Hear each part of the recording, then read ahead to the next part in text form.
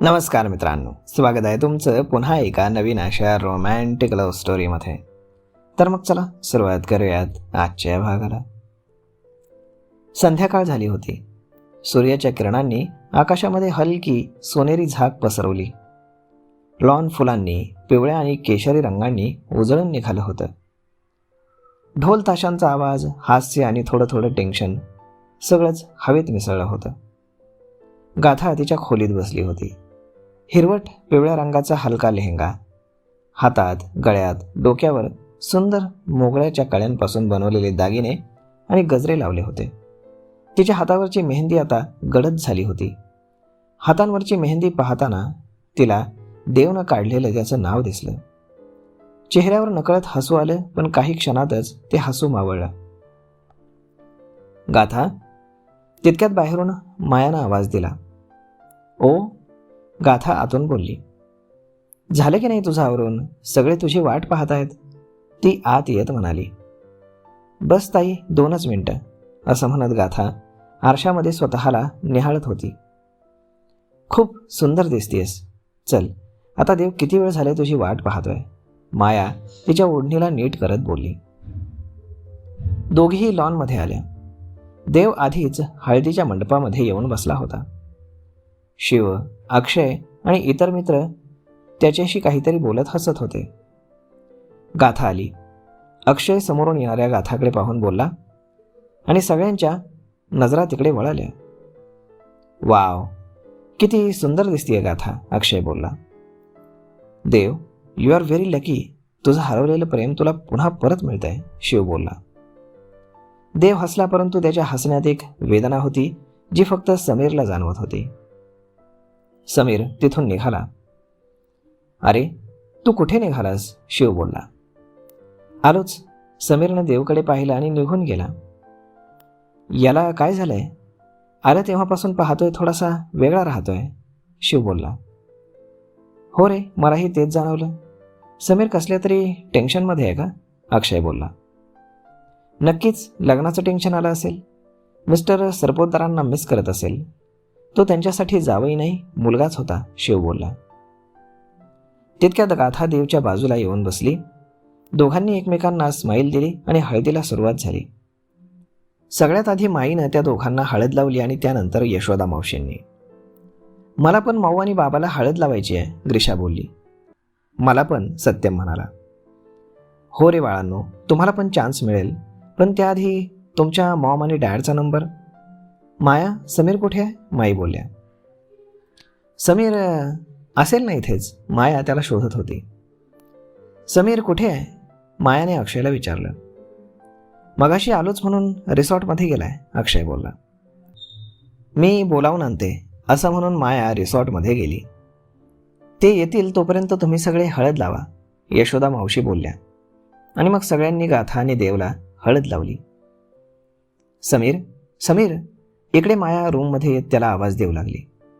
तर समीर रूममध्ये खिडकीपाशी उभं राहून दूरवर पाहत होता. समीर, तू काय करतोयस इथे?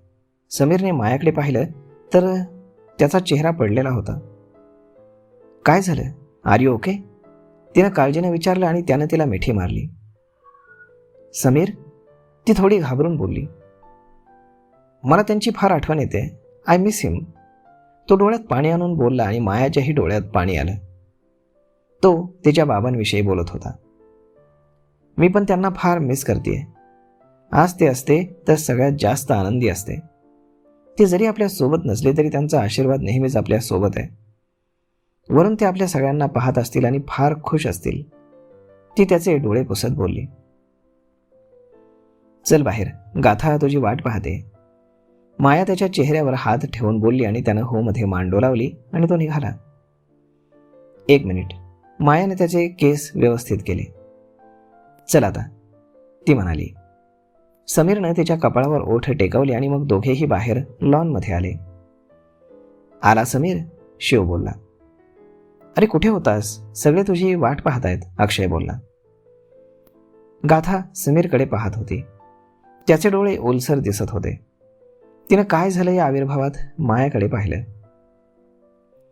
त्याला बाबांची आठवण येत होती. माया बोलली आणि गाथाने पुन्हा समीरकडे पाहिलं. चला दोघांना हळद लावून घ्या, माई म्हणाली. मग माया आणि समीर देव आणि गाथाला हळद लावू लागले. मायाच्या चेहऱ्यावर हसू आणि आनंद होता, परंतु समीरच्या नव्हता. त्याचा चेहरा अतिशय गंभीर आणि काळजीयुक्त दिसत होता. त्यानं आधी देवला हळद लावली आणि नंतर गाथाकडे हात केला. गाथा हसली, परंतु समीरनं तिला स्माईल दिलं नाही. 2 बोटं हळद लावून तो लगेच बाजूला जाऊन उभा राहिला. त्याच्या वागण्यातील वृक्षपणा गाथाच्या नजरेत न सुटला नाही. ती समीरकडे पाहत होती आणि समीर तिला इग्नोर करत शांत उभा होता. सगळ्यांची हळद लावून झाली आणि नंतर सगळे एकमेकांना हळद लावून अक्षरशः हळदीची होळी खेळले. आशू आणि मायानं देवला आणि गाथाला त्यांच्या घोळक्यात ओढून नेलं. सगळे त्यांच्याभोवती हसत गाज नाच धमाल करत होते. देवसुद्धा हे क्षण भरभरून एन्जॉय करत होता. उद्या काय होईल याची त्याला फिकीर नव्हती. हा वेळ, हे दिवस त्याला तिच्यासोबत मनसोक्त जगून घ्यायचे होते, कारण उद्यानंतर तो पुन्हा एकटा होणार होता. समीरला हे सगळं सहन झालं नाही आणि तो पुन्हा तिथून त्याच्या रूममध्ये निघून गेला. इकडे लग्नाचा दिवस उजाडला. माया, यशोदा मावशी, शिव, आशू सगळ्यांचीच धावपळ सुरू होती. प्रत्येकजण त्यांच्या वाट्याला आलेल्या कामाची पूर्तता करत होते. गाथा, गाथा, अरे देवा, हे काय, तू अजून तयार झाली नाहीस? माया तिच्या रूममध्ये येऊन बोलली. गाथा डोळे चोळत उठून बसली. मला तयार करायला मेकअप आर्टिस्ट येणार ना ताई, ती जांभई देत बोलली. अगं हो, पण येण्याआधी तू फ्रेश हो, पोटभर नाश्ता करून घे. तुझी तयारी झाली की लगेचच विधी सुरू होणार आहेत. त्या दरम्यान तुला काही खायला मिळणार नाही, माया बोलली. हो, ती पुन्हा बेडवरती आडवी पडत बोलली. हो काय हो, आणि खबरदार पुन्हा झोपलीस तर मी तुझ्यासाठी नाश्ता पाठवते, तोपर्यंत फ्रेश हो. आणि ग्रीषा कुठे? रात्री तिच्या बाबासोबत झोपली होती, गाथा पुन्हा जांभई देत बोलली. ओके, मी तिला घेऊन येते, तोपर्यंत तू तुझं आवर. हो ग बाई, गाथा वैतागत बोलली. गुड. माया हसत रूममधून बाहेर गेली. गाथाने एक आळस दिला आणि टेबलवरती ठेवलेल्या तिच्या बाबांचा फोटो हातात घेतला. तिच्या डोळ्यात पाणी आलं. आय मिस यू बाबा. मी आज माझ्या आयुष्यातील खूप मोठा निर्णय घेते. त्यासाठी मला तुमचा आशीर्वाद हवा आहे. मला माहीत आहे माझ्या प्रत्येक निर्णयात तुम्ही कायम माझ्यासोबत आहात. लव्ह यू बाबा. असं म्हणून तिनं त्याच्या फोटोवरती ओठ टेकवले आणि डोळे पुसून ती फ्रेश व्हायला निघून गेली. तर मग मित्रांनो, तुम्हाला काय वाटतं? खरंच लग्न होणार नाही का? आणि जर लग्न झालं नाही तर पुढे काय होईल? पाहूयात पुढच्या भागामध्ये. तोपर्यंत तुम्हाला आजचा हा भाग, ही लव्ह स्टोरी कशी वाटली हे तुम्ही आम्हाला कमेंट करून नक्कीच सांगा. आणि जर आवडली असेल तर आपल्या जवळच्या मित्रमंडळींसोबत देखील हा व्हिडिओ तुम्ही शेअर करायला विसरू नका. धन्यवाद.